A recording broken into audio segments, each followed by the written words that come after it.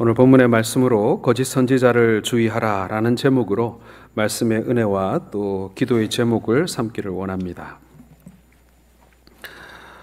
1978년, 좀 오래전 얘기입니다만은 1978년 11월에 미국 캘리포니아주에서 실제로 있었던 이야기입니다. 이곳에 아주 모범적인 교회가 있었는데요.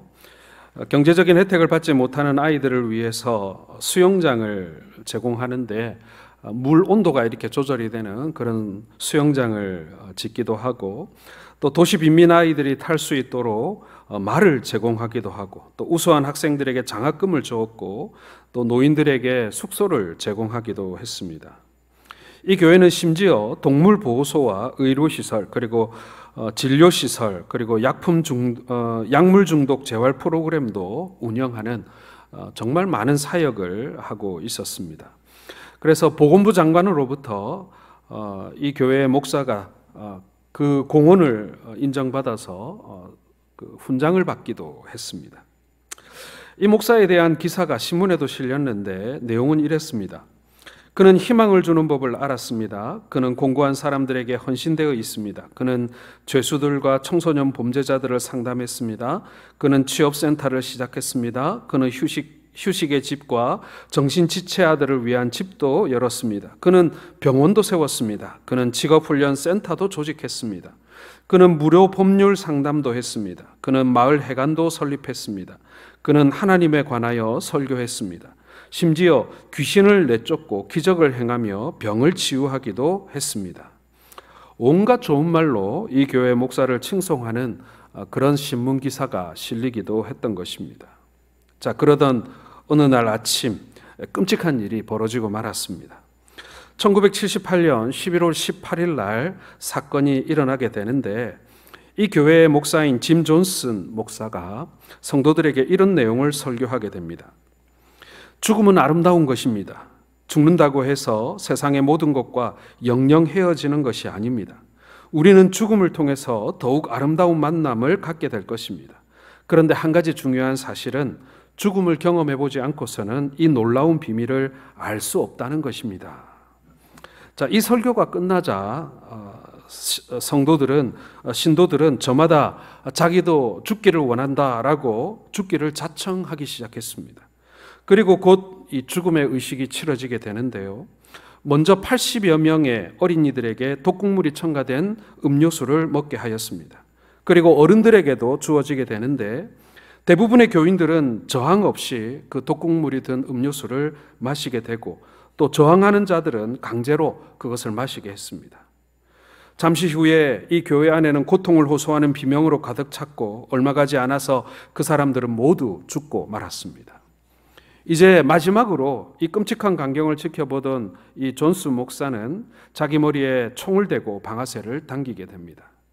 이렇게 해서 그날 하루 동안 914명의 어른들과 아이들이 현장에서 자살을 하게 되는 사건이 벌어지게 됩니다. 여러분, 이게 지어낸 얘기가 아니라 실제 있었던 이야기입니다. 신문과 여론에 좋은 목사로 소개됐던 이 짐 존스 목사는 많은 사람들에게 알려진 것과는 달리 가혹한 강제 노동을 신도들에게 시켰고, 또 음식도 적게 주었고, 그래서 교회 내에서 반발도 적지 않았다고 합니다. 심지어 불평분자들 가운데 일부 신도들을 살해했다라는 그런 소문도 돌았다고 합니다. 그래서 주 정부에서 조사관들을 파견을 하게 되는데, 그 조사관 가운데 한 사람이었던 그 레오 라이언이라고 하는 하원 의원이 있었는데, 이 짐 존스 목사가 사주를 해서 테러범에게 살해당하기도 했다고 합니다. 결국에는 이 존스 목사는 자신의 이 모든 비리가 탄로날 것을 두려워한 나머지 아무것도 모르는 이 신도들까지 다 죽음으로 몰아넣고 자신도 목숨을 끊는 정말 희대의 정말 경악할 만한 사건이 벌어지게 되는 것입니다. 여러분, 이 사건에 등장하는 이 짐 존스는 거짓 선지자를 대표하는 그런 사람이라고 할 것입니다. 멀리 미국뿐만 아니라 우리나라도 여러분, 지난 100년 동안 우리 복음이 이 땅 가운데 들어오고 교회가 세워진 이후에도 수많은 크고 작은 이단들이 교회 안에 생겨나고 또 교회를 위협하고 그리고 지금도 활발히 활동을 하고 있습니다. 우리가 기억해야 할 것은 이 종교적 사기꾼들이 양의 탈을 쓰고 하나님의 집에 거할 수 있다라는 것입니다. 그들에게 속지 말고 그들의 유창한 말에 우리는 압도당하지 말아야 합니다. 거짓 예언자들은 우리들을 미혹시키기 위해서 온갖 술수를 다 꾸미고 우리에게 다가옵니다. 우리가 그들에게 이 미혹되지 않도록 깨어 있어야 하는 이유가 바로 그것이고, 그리고 사실은 수많은 지금 교회들, 그리고 우리 교회를 포함한 많은 지역 교회들이, 로컬 처치들이 이러한 이단들의 공격을 받고 있다라는 것은 우리가 잘 아는 사실인 것입니다. 이 거짓 선지자와 이단의 문제는 어제 오늘의 일만은 아닙니다. 예수님이 부활하시고 승천하신 30년이 지나지 않아서 벌써 교회 안에 이 거짓 무리들이 나타났고, 그리고 베드로가 이것을 경고하고 있는 것입니다.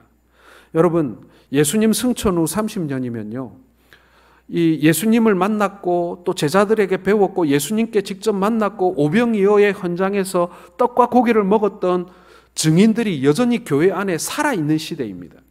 예수님을 직접 만났던 사람들, 예수님에게 직접 치유를 받았던 사람들, 예수님과 함께 떡과 고기를 먹었던 사람들, 그리고 예수님의 십자가의 현장을, 그리고 빈 무덤을 확인했던 수많은 초대교회 성도들이 아직 교회 안에 살아있던 시대에 벌써 교회 안에 이단이 생겨나기 시작했다라는 것입니다.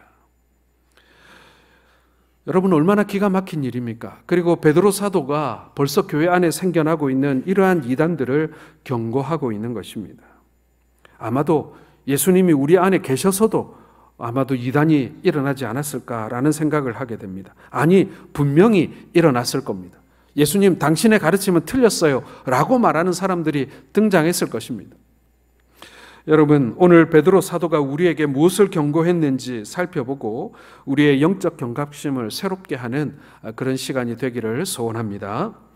먼저 첫 번째로 여러분, 거짓 선지자들은 교회에서 출발했다라는 사실을 우리는 기억해야 합니다. 자, 1절 한번 다시 읽어보겠습니다. 시작. 그러나 백성 가운데 또한 거짓 선지자들이 일어났나니 이와 같이 너희 중에서도 거짓 선생들이 있으리라. 그들은 멸망하게 할 이단을 가만히 끌어들여 자기들을 사신 주를 부인하고 임박한 멸망을 스스로 취하는 자들이라. 예. 교회 안에서 새로운 이단이 만들어지기도 하지만 대부분은 밖에 있는 이단을 교회 안에 있는 신도들이 끌어들였다, 이렇게 성경은 표현하고 있습니다. 이건 무슨 얘기냐면요, 우리가 교회 안에만 갇혀 살지는 않잖아요. 일주일 중에 하루를 제외한 6일은 우리가 밖에서 삽니다. 직장 생활하고 학교 생활하고 그리고 믿지 않는 사람들과 우리가 함께 더불어 살아갑니다. 그러다 보니 그곳에서 우리가 2단도 만나고 3단도 만나고 4단도 만나는 거예요. 그리고 그들에게 잘못 배운 것들을 가만히 교회 안에 나도 모르게 가져오거나 혹은 알면서도 가지고 들어오는 그런 경우들이 있다라는 것입니다. 여러분, 우리가 교회 밖에서 하는 성경 공부나 기도 모임에 우리가 가지 말라고 경고하는 이유가 바로 그것입니다. 별거 아닌 모임처럼 시작을 합니다. 그리고 그렇지 않은 사람들이 더 많을 수도 있고 처음에는 우리 정통 기독교 모임처럼 그렇게 시작을 합니다마는 그 가운데에는 분명 이단들이 스며 들어와 있습니다. 그들도 우리를 유혹해 끌고 갈 때 처음부터 자기들의 아지트로 끌고 가지 않습니다. 자기들도 아지트 밖에, 소위 말해서 물가에 그물을 쳐놓고 거기에 들어오는 사람들을 결국에는 미혹하여 자신들의 아지트로 끌고 가는 것입니다. 그렇기 때문에 우리는 이단 교회 가본 적이 없어요. 우리는 어디 따라간 적 없어요. 우리는 다만 커피숍에서 모였을 뿐이에요. 우리는 누구누구 집에 모였을 뿐이에요. 이러면서 여러분, 중립적인 곳에서 그들이 우리를 유혹하고 우리를 만난다라는 것입니다. 그러다 보니 그들에게 배운 것들을 가만히 우리가 교회 안에 가지고 들어오게 되는 것입니다. 사실 지방교회를 비롯한 수많은 이단들이 그렇게 기존의 우리 교회에 침투하고 들어왔다라는 사실을 우리는 기억해야 합니다. 그래서 이 모임에 그들이 성경을 가지고 들어와서 가르치기도 하고 또 기도와 말씀이 또 그 가운데 있고 또 경우에 따라서는 하나님의 은혜를 경험하기도 합니다. 여러분, 이단은요, 10% 아니 1%의 다른 것을 가르치기 위해서 90% 혹은 99% 우리와 동일한 것들을 가지고 온다라는 것입니다. 그래서 정신 똑바로 차리지 않으면은 우리 교회에서 하는 거랑 똑같고 우리 교회에서 목사님이 가르치는 것과 똑같은 것을 가르친다라고 하면서 우리를 미혹하는 것입니다. 그러나 곧 전혀 다른 모습을 보여주게 됩니다. 개가 자기를 토했던 곳에 도로 돌아가는 것처럼 그들은 이내 본색을 드러내고 복음을 속히 떠나게 만드는, 그래서 나중보다 처음이 더 심하게 되어지는 그런 지경에 우리를 밀어넣게 되는 것입니다. 여러분, 우리 교회도 홈페이지가 있습니다. 오늘 이 설교도 이제 녹화가 되어가지고 이제 우리 홈페이지에 이렇게 올라가게 되고 유튜브에도 올라가게 되는데, 한 번씩 그 유튜브를 한번 열어보면요, 우리 교회 설교가 이렇게 올라와 있으면 옆에 또 다른 목사님들의 설교가 쫙 이렇게 또 같이 떠 있습니다. 그렇죠? 그런데 거기 한번 가만히 보세요. 그 중에는요, 우리에게 이름이 잘 알려진 목사님들의 그런 동영상도 있습니다만은 그 속에 반드시 이단 교회의 교주의 설교가 섞여 있는 것들을 보게 됩니다. 신천지나 하나님의 교회나 기독교 복음성교회 같은 그런 집단들의 그 설교들이 마치 정통교회 목사들의 설교인 것처럼 그 가운데 섞여 있습니다. 뭐 이만희나 안상홍이나 정명석 이런 사람들은 우리가 잘 아니까 그런 사람들 말고 그 사람들을 추종하는 자들의 설교들이 그렇게 곳곳에 이렇게 섞여 있는 것입니다. 사랑하는 성도 여러분, 잘 모르는 사람들은요, 그거 한 번씩 찍어보고 그냥 보통 다른 목사들과 같으리라고 생각하고 그것을 열어보고 그것을 듣고 그리고 거기에 현혹되곤 합니다. 사랑하는 성도 여러분, 그들은 광명한 천사로 변장하여 교회 내에서도 더욱 교묘하게 활동을 합니다. 교회 밖에서만 우리를 유혹하는 것이 아니라 어느새 교회 안에 스며들어와서 교회 내에서도 그들이 활동하는 것을 보게 되는 것이죠. 교회 밖에서 그들이 아무리 떠들고 큰 일을 벌인다 하더라도 우리가 견뎌내고 저항할 힘이 있으면 문제가 되지 않아요. 그런데 문제는 교회 안에 들어와서 문제를 일으키고 그리고 이 사람들을 미혹하기 시작하면 그것은 정말 큰 일이 아닐 수가 없는 것입니다. 그들은 곧 자신들의 정체를 드러내놓고 사람들을 규합하고 또 사람들을 모아서 교회를 전복시키려 하는 것입니다. 3절 같이 읽어보겠습니다. 그들이 탐심으로써 지어낸 말을 가지고 너희로 이득을 삼으니 그들의 심판은 옛적부터 지체하지 아니하며 그들의 멸망은 잠들지 아니하느니라.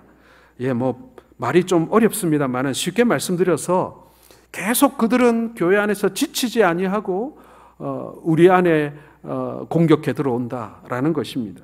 또한 거짓 선지자들의 정체의 출발점은 어디냐? 바로 탐심이라는 것입니다. 먹을 게 있고 빼앗을 게 있으니까 들어오는 거예요. 그들은 탐심으로 인하여 지어낸 말을 가지고 이익을 삼으려고 한다라고 합니다. 그들은 구원에는 관심이 없습니다. 그들은 자신들이 지어낸 말로 이득을 보려는 사람들입니다. 사람들의 어떤 가정, 그 다음에 그 가정의 어떤 평화나 이거는 관심 없어요. 심지어는 그 사람들의 구원의 문제에도 관심이 없습니다. 어떻게든지 그들을 유혹하고 또 그들에게서 빼앗을 수 있는 것들을 철저히 빼앗아서 병탄하는 것입니다. 여러분, 이단에 미혹된 사람들에게 있어서 공통적인 특징이 뭡니까?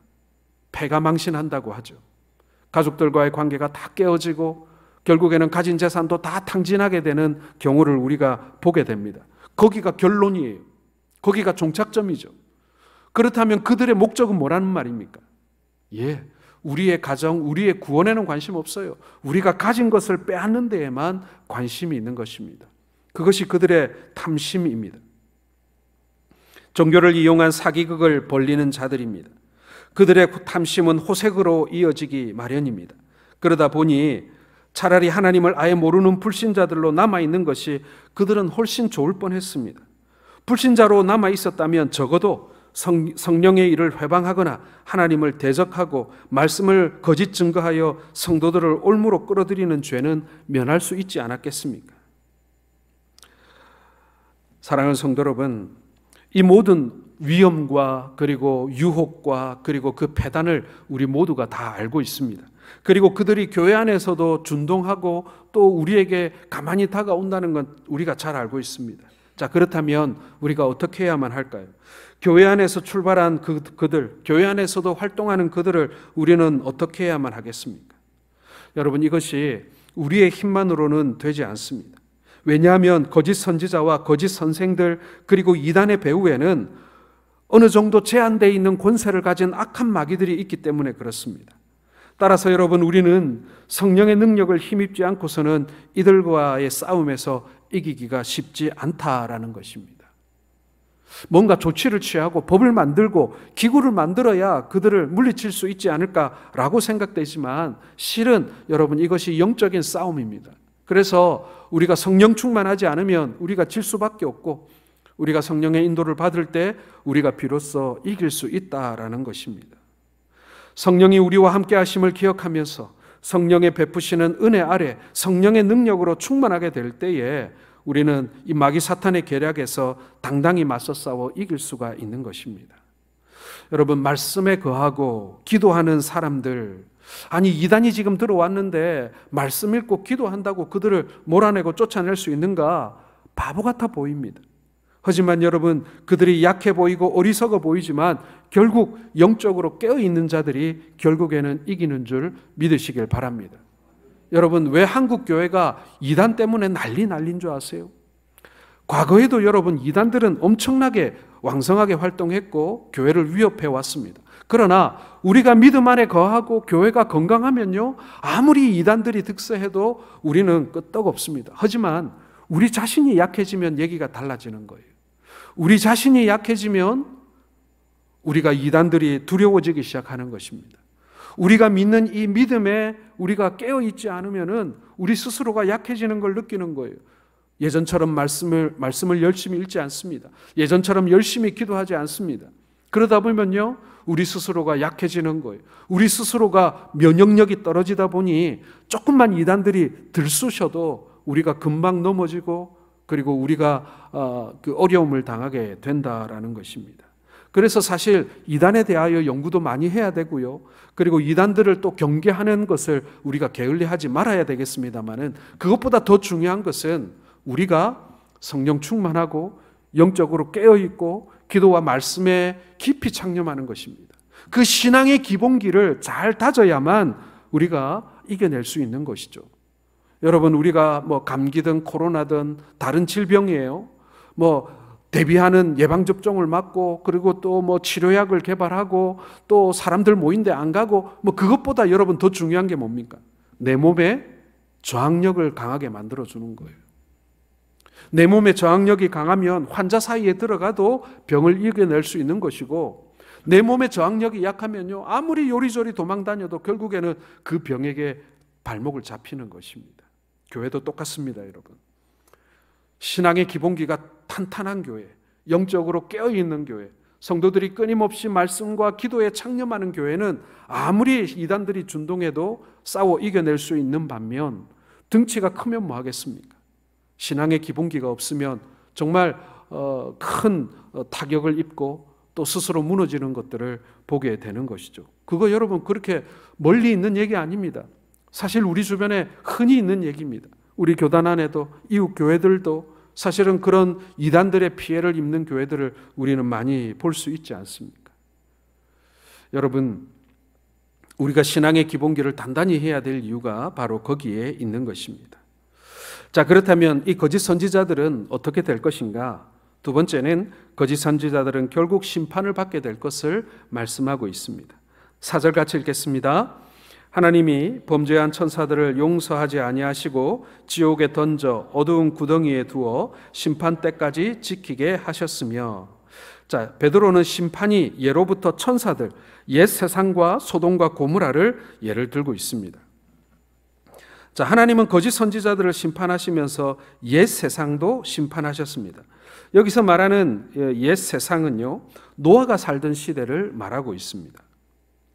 그 시대의 사람들은 죄악이 세상에 관연하여서 그 마음의 모든 계획이 항상 악할 뿐이고 심지어는 하나님께서 땅 위에 지은 사람들을 지으셨음을 한탄할 정도였다라고 창세기는 기록하고 있습니다. 이들은 하나님께서 홍수를 땅에 일으켜서 무릇 생명 있는 육체를 천하에서 멸절시키겠다라는 경고를 했을 때조차도 그들은 믿지 않고 비웃었다라고 합니다. 하지만 하나님은 홍수로 그들을 심판하셨습니다. 하나님은 오늘도 심판을 말씀하고 계시는 것입니다. 그럼에도 거짓 선지자들에게 미혹된 사람들은 이 하나님의 심판을 믿지 않고 있습니다. 하나님의 심판을 믿지 않기 때문에 두려움이 없는 것이고, 그리고 또 경우에 따라서는요, 그 두려움을 이용해서 자신들의 뜻을 관철시킬 때도 있습니다. 하나님의 심판을 믿는 자만이 두렵고 떨리는 마음으로 구원을 이루는 것 아니겠습니까? 베드로는 한 가지 예로 의인이 없었던 소돔과 고모라를 예를 들고 있습니다. 소돔과 고모라를 멸망하실 때 앞서 아브라함은 소돔성에 있는 조카 롯을 구원하기 위해서 하나님과 흥정을 하죠. 밀당을 합니다. 의인 50명만 있으면 심판하지 않겠다는 응답을 받고 아브라함은 의인 10명까지 흥정을 해서 소돔과 고모라 성에 의인 10명만 있으면 심판하지 않겠다라는 약속을 하나님께 받게 됩니다. 하지만 우리가 알듯이 이 소돔과 고모라 성은 그 의인 10명이 없어서 심판을 받게 됩니다. 결국에는 유황불의 심판을 받게 되는 것이죠. 베드로는 이 심판의 예를 들면서 결국에는 이 거짓 선지자들은 심판을 받아 멸망하게 될 것이라고 말씀하고 있습니다. 여러분, 우리가 우리나라에 유명했던 이단들의 교주들을 보면요, 죽을 때까지 떵떵거리고 잘 살다가 정말 장수를 하다가 또 죽는 것을 보게 됩니다. 그러면서 저렇게 그냥 잘 살다가 죽으면 안 되는데 그런 생각을 우리가 할 수도 있습니다만은, 여러분, 그들에게 기다리고 있는 것은 철저한 심판임을 여러분 기억하시기를 바랍니다. 절대로 부러워할 필요가 없습니다. 6절 보시기 바랍니다. 소돔과 고모라 성을 멸망하기로 정하여 제가 되게 하사 후세에 경건하지 아니할 자들에게 본을 삼으셨으며. 여러분, 이것은요 구약 시대에만 적용되는 게 아닙니다. 오늘 우리에게도 소돔과 고모라는 경고의 모델입니다. 오늘 우리에게도 소돔을 봐, 고모라를 봐, 그들이 어떻게 심판받았는가를 봐라. 오늘 우리에게 경고하고 계시는 거예요. 결국 이들은 심판받을 수밖에 없고 심판받게 될 것입니다. 우리가 그걸 의심할 필요가 없습니다. 우리가 그걸 보면서 비록 저들이 이 세상을 살아가는 동안 심판받지 않는다 할지라도 그들은 이미 하나님의 심판의 손아래 있음을 여러분 믿으시길 바랍니다. 자, 그렇다면 이 거짓 선지자들은 심판을 받지만 경건한 자들은 어떻게 되는가? 시험에서 건지심을 받는다라는 것입니다. 건짐을 받는다는 거예요. 자, 7절에서 9절 말씀 같이 읽겠습니다. 시작.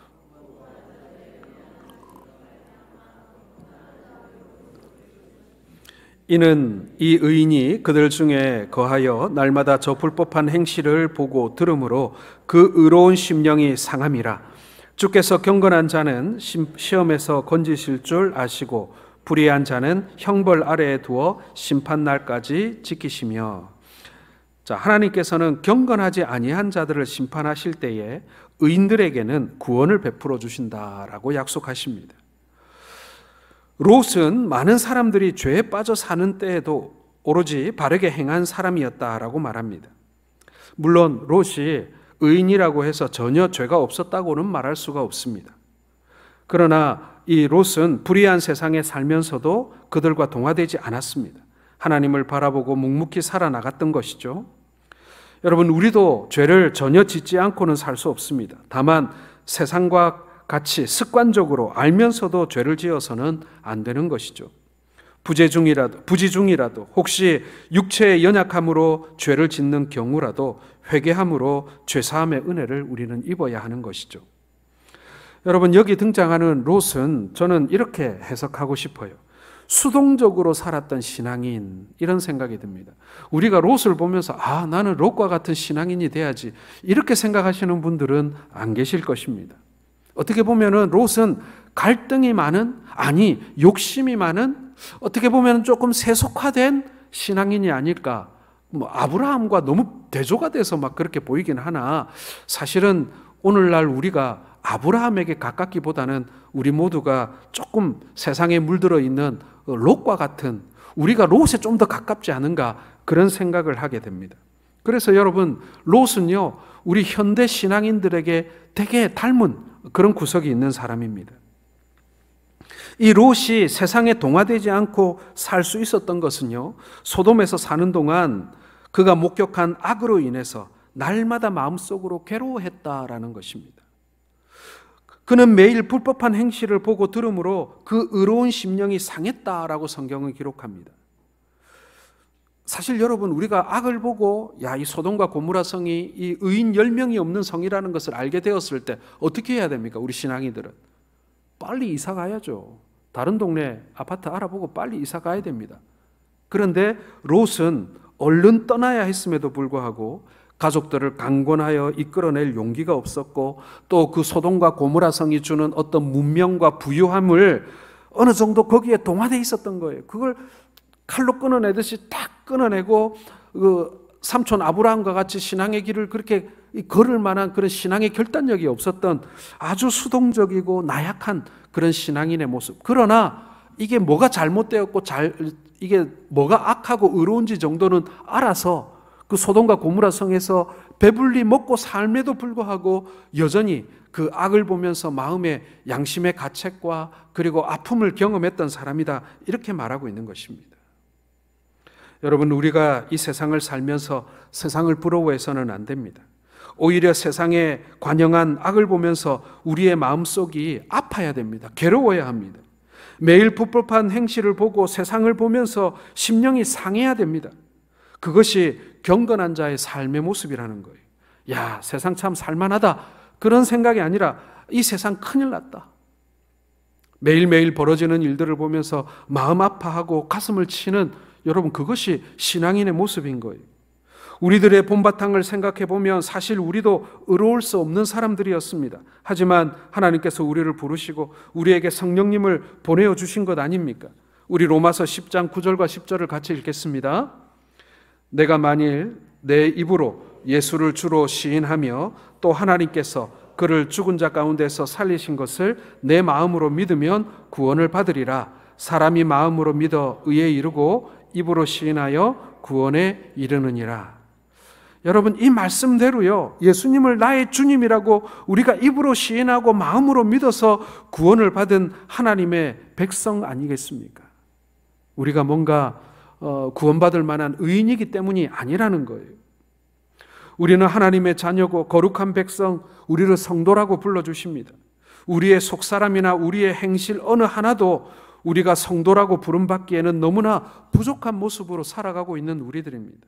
그런데도 하나님께서는 그런 우리에게 양자의 영, 즉 성령을 보내어 주셔서 우리로 하여금 예수님의 십자가 사건을 믿게 해주시고, 바로 그 사건이 나를 위한 사건이라고 우리가 믿게 되는 그 믿음을 우리에게 주신 것이 아닙니까? 전적인 은혜라고 우리가 고백하고 있는 것 아닙니까? 여러분, 이것은 믿음으로만 가능한 일이거든요. 하나님께서 우리 가운데 믿음을 주셔서 우리가 그것이 믿어지고, 그리고 나를 위한 십자가라는 사실을 알게 되는 것 아니겠습니까? 사랑하는 성도 여러분, 경건한 자들은 시험 가운데에서도 우리를 건져주시는 하나님이심을 믿으시길 바랍니다. 우리가 자격이 있어서가 아니라 우리 가운데 있는 믿음을 보시고 우리를 구원하신 것처럼 우리를 긍휼히 여기셔서 우리를 건져주시는 것입니다. 오늘 베드로 사도는 우리에게 거짓 선지자를 조심하라고 경고하고 있습니다. 거짓 선지자들은 교회 밖에만 있는 것이 아니라 교회 안에도 있습니다. 교모하게 자신의 신분을 숨기고 말입니다. 여러분, 아이들의 전래동화, 우리나라 전래동화 중에 햇님 달님이라는 그런 동화가 있습니다. 호랑이가 엄마를 잡아먹고 남매에게 엄마라고 문 열어달라고 엄마의 목소리를 내고 손에는 분칠을 해서 그 어린 남매를 잡아먹으려 하는, 신분을 감추고 그 아이들을 잡아먹으려 하는 이야기가 바로 그 햇님 달님이라는 동화 아니겠습니까? 여러분, 교회 안에 숨어서 우리를 미혹하는 이단이 있지는 않은지 각별히 주의해서 보아야 하고요. 그리고 교회 밖에서 우리를 끌어내기 위해서, 우리를 미혹하기 위한 그러한 손길과 수단과 그런 유혹을 여러분 잘 이겨내시는 우리 성도들 되시길 바랍니다. 거짓 선지자들은 결국 심판을 받게 될 것입니다. 소돔과 고모라가 바로 그 증거입니다. 뿐만 아니라 경건한 자들은 그 시험 가운데에서 우리를 건져내시는 분이심을 우리가 믿으시길 바랍니다. 종말의 때에 거짓 선지자를 조심하라는 이 베드로 사도의 영적인 교훈이 오늘 사는 우리들에게 너무나도 중요한 그런 교훈이라는 사실을 우리는 기억해야 합니다.